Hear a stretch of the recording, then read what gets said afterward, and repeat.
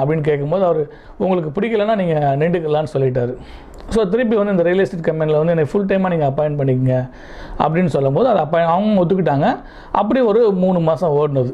இதுக்கு இடையில் வந்து நான் வந்து ஒரு சிவில் இன்ஜினியர் தான் அப்படிங்கிறத வந்து அந்த கம்பெனியில் ஒரு எம்டி ஒருத்தர் இருந்தார், மிஸ்டர் லியாக்கத் அலின்னு சொல்லிட்டு.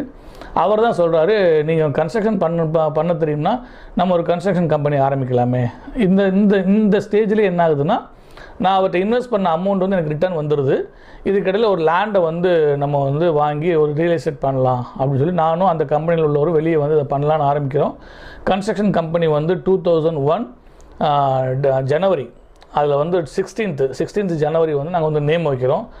நேம் வந்து இதில் தான் வந்து கடவுள், இந்த உலகம் நம்ம என்ன சொல்கிறோமோ அதை கேட்டுக்கிட்டு இருக்கு அப்படிங்கிற ஒரு மிராக்கிள் இந்த விஷயத்தில்.